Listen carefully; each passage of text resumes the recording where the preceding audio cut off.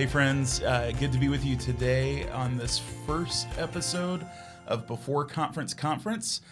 This is a podcast video series that the Virginia Annual Conference is doing to get ready for the upcoming General Conference happening in Charlotte, North Carolina at the end of April and beginning of May of 2024. So I'm your host. My name is Jonathan Page. I'm the Director of Connectional Ministries for Innovation and Creativity in our annual conference office. And today I am delighted to be joined by our resident bishop, Sue Haupert-Johnson. How's it going, Bishop? It's going good. Good. Going good. So Bishop Sue and I are going to have a conversation today about General Conference. And really today, Bishop Sue is a veteran of General Conference. You've been 5 times? Four times. Well, once as a bishop. Once you're a bishop, you don't get to vote. So that's true. Loses a lot of its luster. A little bit of a different experience. Yeah. But really the goal of today is to unpack a little bit of what happens at General Conference and really getting into some of the detail of the work of legislative committees, how things that are proposed legislation become actual legislation and get to the floor and kind of what happens at General Conference. So Bishop Sue, thanks for your time and joining in today. I wonder, given your vast experience at General Conference, what's it like to be a General Conference delegate? What's it like to be a part of General Conference? Right. I think what you realize after you work through the legislative committees is you get a real understanding that all legislation comes from real problems in the church. Right. So when you read the Book of Discipline, if you look at the real life behind it, you realize that this legislation was enacted because there was a problem. And you can really see what, like as a superintendent, often calls were to me about staff parish committees that wanted to meet but didn't want to tell the pastor, right? So clearly the Book of Discipline has a lot of clarity under the local church committee stuff about what's the protocol if we want to have a candid meeting without our pastor, and how is the DS involved. So that's how a lot of this procedure just develops over time. And every 4 years, the legislative committees gather, and people have submitted their problems, right? This is something I think needs addressing in the Book of Discipline. It needs to be changed or tinkered with, or this isn't working, we need to come up with a different way. So there's human story behind every sentence in the Book of Discipline. And you see that. And to me, that's one of the interesting parts of General Conference, is to see that this is, where the rubber hits the road in a lot of ways. And to avoid problems in the future. Sure. And a lot of this stuff has been carefully hammered out over decades. So that's what I learned. And so in your experience, so one of the things about General Conference is we have legislative committees. At this General Conference session, I believe there are 14 legislative committees. When you were a delegate, what legislative committees did you serve on? I was on judicial administration, and then I was on general administration, which in Portland, that was the one that was going to that deals with the overall structure of the church. And so, but judicial administration, I did several times, and I love that committee. It's mostly DSs and judges and lawyers. It's a legal think tank. Sure. And so it ran at a very high level, and I enjoyed working with those people very much. And I think if you look at the Book of Discipline, those are the better written parts of the Book of Discipline. You can see the expertise that's in there. The people in the room who know what they're doing. Right. Yeah. And so when you think about those legislative committees, just can you describe for folks what's the role of that in General Conference and kind of how does that help move legislation forward? Well, the legislative committees come about because each of them is assigned certain paragraphs of the Book of Discipline. Right? So when you look at the Book of Discipline, every section of it is assigned to a legislative committee. And that's helpful to understand that these are not just made up committees. They just take, a series of paragraphs off of the Book of Discipline, which are topical, and then they assign the committees based on those. And any member of the United Methodist Church can write a petition and ask for a change in the Book of Discipline. Right. It's a very democratic process. Now, one improvement is the General Conference finally said you have to be supported by a church council or an annual conference, because we had some people who would just sit down and write hundreds Right. of petitions, and that got Right. a little old. So you got to have the backing of somebody. And you have to have it for each one. Right. Yeah. Right. So and so what you do is you write petitions. They come from all over the world. They are compiled, and they are assigned by virtue of their whatever part of the Book of Discipline they address. They Sure. are sent to that committee. And then the committee has to kind of develop its own process of how it's going to take up all those different petitions that are coming to it. Yeah, each committee, and when you're elected a delegate to General Conference, you pick your committees. Right. I think the Book of Discipline says you do it by order of election. You sure do. Our delegation got smart and said, you know what, we would really like people to serve where they want to serve or have cool. some sort of expertise in, right? So we didn't totally hold to that. But if there are some, some people think some committees have more sex appeal than others, right? Sure. And so if more than one person wants to be part of a committee, then order of election kind of settles it. Sure. So you populate your committees. You choose early on which committee you want to stand to be part of. And then when you get to General Conference, one of the first things you do after opening worship is elect officers of the committees. Right. And each committee has a chair, a vice chair, and a secretary, all critical to the process. And the chair has a lot of latitude in organizing how the petitions are heard. Now, the rule is that they all have to be considered. Right. But the chair has the role of grouping. The chair recommends how many subcommittees there will be. If you've got, for example, on judicial administration, we had a group involved with due process and how the process of filing a complaint and how that all goes through. And then there were chargeable offenses. Okay. And so we had two subcommittees. One dealt with one group of petitions and one dealt with the other group of Sure. petitions. So, and the other thing that I learned having chaired the Judicial Administration Committee is all of the committee chairs join the agenda committee every morning Right. at like dawn 30, right? Right. I wish I'd known that. So whenever you stand for election to a committee, find out beforehand. Of course. But it was like, welcome, you get to come at 6 a.m. every morning of General Conference. But it's critical because in that agenda committee with the committee chairs, you find out kind of how stuff is moving along, Sure. what needs to take precedence, what needs to be on the floor of General Conference in the plenary sessions. And so it is the agenda committee with the committee chairs set the whole agenda of the General Conference, which you wouldn't know that. I mean, I just Sure. thought all of this stuff happened if you're there Yeah, looking. of course. And then you learn how much work is involved in making sure things are heard and discussed and orderly presented to the plenary. Absolutely. So, yeah. And those legislative committees, I mean, it varies. Like, I know for me, this is my first time to attend General Conference as a delegate. I'm on Church and Society 3. Right. We only have a handful of petitions to Right. deal with, but some of these committees Some have huge they have volumes. hundreds of, Yeah. of petitions. Well, and there's always a fair number that are just kind of, right. summarily. Well, and your committee work does that, right? Exactly. You can quickly dispense with a lot. The committee votes on every petition, and some they support, some they don't. The ones that, and if the vast majority of the committee supports or doesn't support a petition, it goes on what's called the consent calendar. Right. And so the vast majority of petitions to the annual conference will General Conference. to the General Conference will go on the consent calendar, and they're voted on as a group. Sure. So you will, the whole body will say, okay, we trust the work of the committees. There wasn't anything that caused a divided vote. Everybody pretty much had consensus. But if you feel strongly about a petition that the committee has not handled as you thought they should, you can, with a vote of the General Conference body, pull something off the Right. consent calendar. It doesn't happen very often. I'm not sure I've ever seen it happen. But that is one outlet if you think the committee was way off base. Yeah. Well, that might be a good transition to talk about. So legislative committees meet primarily the first week of Solid. General That Conference. is, Right. 8 to 5 every Right. day. Sometimes it runs into the evening because you've got course. to get through all of the petitions. So it is very, I would say it's intense work. It's all-consuming.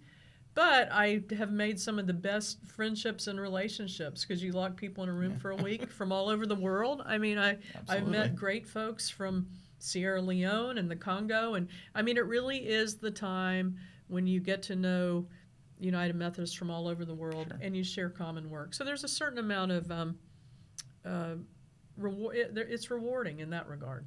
And it sounds like from what you described, especially in that agenda space, that plays a pretty significant role in how legislation moves from committee to the floor. Right. Because there are some pieces of legislation, like you say, that have wide consensus that can either be summarily rejected or accepted through the consent agenda. But we know going into this general conference, there are probably going to be some pieces of legislation that don't have consensus. Right. So you have 14 committees, all with work they've done, and that work has to be prioritized and presented to the general conference plenary session in a way that makes sense and really honors the most important stuff first. So it's an art. Yeah. It really is. And that just unfolds then over the rest of general conference, where the plenary is taking up. It's not based only on legislative committee. It comes from legislative committee, but the entire body is able to consider that legislation together. If there's division in the committee, or it's brought off the consent calendar, then the whole group will listen to it. Sure. And there's another part of it.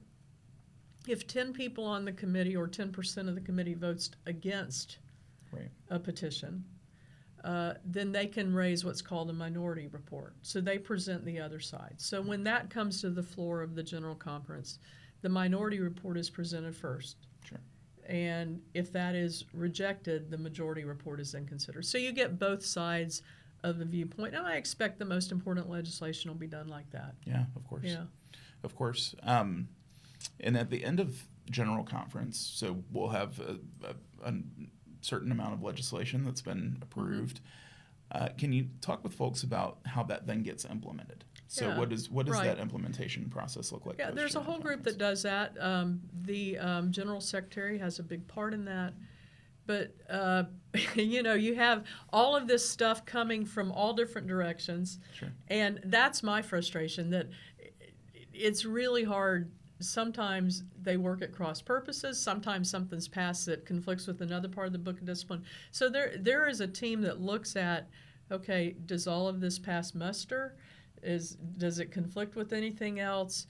And so the compilation of the Book of Discipline after General Conference is kind of an interesting process. Sure. Because so that in a short amount of time they produce ultimately the book, right? Right. Where everything comes out, and then the book usually, quite frankly, has a whole list of errata because there's just a lot of moving parts and a lot of pieces that have to be. Or, heaven forbid, if the Judicial Council rejects something as unconstitutional, you'll get a whole list of provisions that have been found unconstitutional. Yeah. So. And I think that becomes a pretty interesting part of the entire dynamic of General Conference. Right. Sometimes I think for folks, like I think about myself as just an observer to this point, General Conference ends and it can feel like, okay, well, this is what we're doing. But as you describe, having the Judicial Council review, there are some provisions where it might require a constitutional amendment, which then requires the approval of annual conferences. Right, yeah. And the constitutional amendments are really complex because you have to have a 2/3 vote of the General Conference. Right. And then you have to have a 2/3 vote of the compiled votes of all the annual conferences. Right. And is there an example that you can think of? I'm putting you on the spot a little bit. Is there anything at this general conference that might be an example of I something think that would all require? of the regionalization legislation would probably require constitutional amendment status. And so you're looking at a couple-year process because it's got to make its way through all the annual conference sessions. And I think that's really important for folks to be cognizant of because likelihood is general conference ends on May 3rd. We'll probably have some news outlets there who may want to report, well, here's what General Conference decided. And in some cases like that, sure, General Conference may have decided it, but there's still process in order for implementation to occur. Well, and I think it, for most of our congregations in Virginia, I don't think a lot's going to change in your daily life as a congregation. Sure. I would, encourage people not to look at, if X happens or Y happens, Sure. the world will end and my church will cease to exist Sure. as it is. It will be irrecognizable. I don't think that's going to be the case at all. I don't get a sense that there's any legislation coming that's going to be approved about dissolving the United Methodist Church. No, I hope not, because, Yeah, we'd be in a bit of a challenge, right? Yeah. Be a bit of a pickle. So being the veteran that you are now as an Episcopal leader, and just you've seen it from the other side a little bit in that role, just maybe wax poetic with us a little bit. What would you change about the legislative process if you could kind of wave a magic wand? I think that if you look at the development of the United Methodist Church or the Methodist Episcopal Church, it was... I question all political organization now, right? Sure. Because we modeled ourselves off after the United States, right? And really, do we want our legislative process to model Congress? I just think that, I would love for General Conference to be more a time when we, kind of like annual conference, where we worship together, where we are inspired, where we recommit ourselves to the mission of the church, where we deal with practical stuff. Right. I think a lot, 90% of what we deal with in legislative committees is minutia. Doesn't affect every church. And I would, if I had the perfect world, I would split out the Book of Discipline. Okay. And I would give, like, the stuff about the Board of Ordained Ministry and the ministry of the ordained, I would hand that whole section of the Book of Discipline over to the Board of Higher Education, right? And I would have the chancellors deal with the trustee. I mean, I think you could break up the Book of Discipline and say, we're going to charge these agencies with governing this. We don't need to do legislation on the whole Book of Discipline every 4 years. So maybe you have one really overarching section, but even then I might say, we're only going to look at amending it every 10 years, 12 years. Because it just gets out of hand. And I think that there's a lot more productive ways to spend our time and dollar, because this is a tremendously expensive enterprise when you bring in people all over the world for 2 weeks. I think that, and I love, if you look at a Book of Discipline from 1890, it's this big. Tiny. So let's get back to that and really make the rest of the Book of Discipline manuals of the agencies, right? Because there's no need. Most of people in the pews don't really care when the deadline for Board of Ordained Ministry materials is, and and some people just get a charge out of writing legislation, and it just, and it can muddy things, because ultimately. Like, things that are not going to change in the Book of Discipline are like our theological task, our doctrinal heritage. Right. That needs to be preserved, right. and we need to be able to teach that well. And oftentimes, I can remember when I was serving in the local church, I'd get asked questions about the Book of Discipline. Sometimes I'd say, well, it's a great thing to have next to your bed. If you're having trouble going to sleep, you can find yourself sleeping pretty quickly.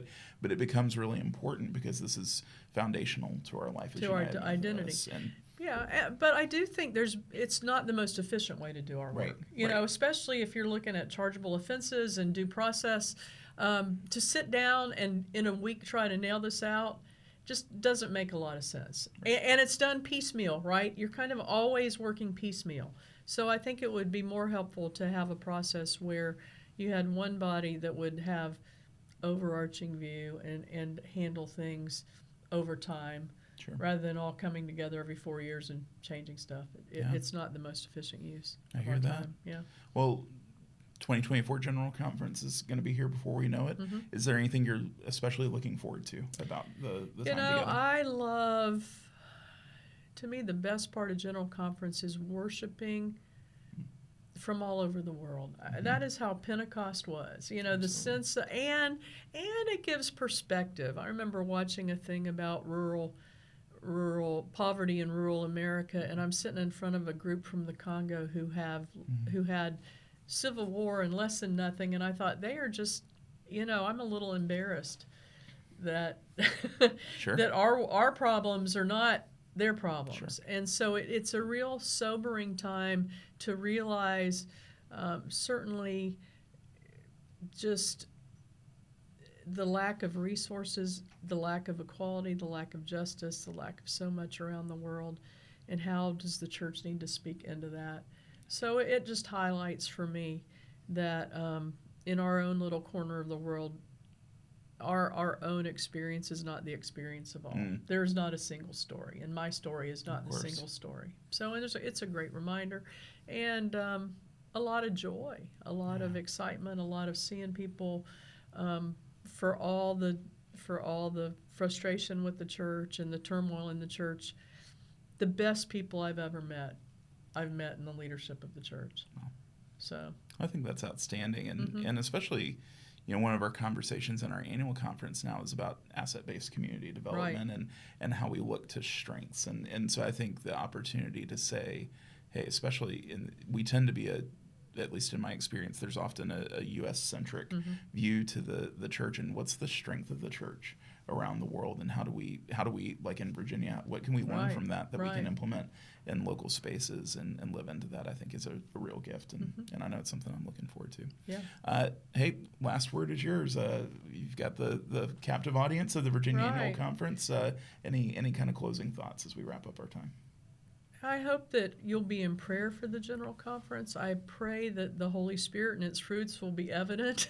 Yeah. I pray that, I would love to have a General Conference where everybody there supports the United Methodist Church, sees the beauty of the Methodist Church, and is really willing to advance it throughout the world, and to really move beyond petty discussions and self-centered discussions, and really look at how can we be salt, light, and yeast to all of God's children throughout the world. And that, to me, is our focus. Yeah.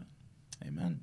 Bishop Sue, thank you for your time. My pleasure. Thank you to everyone who tuned in for this episode. Know that more episodes are coming every Monday and Thursday with members of legislative committees from the Virginia Annual Conference. They'll be describing what kind of legislation they're looking at, kind of their process of preparation. We'll talk some of what they're looking forward to about General Conference, all in an effort to make sure that we as United Methodists in Virginia are aware of what's happening leading up to General Conference as we prepare for this momentous time in our denomination. So thank you, Bishop Sue. Thanks for tuning in. We'll see you again real soon.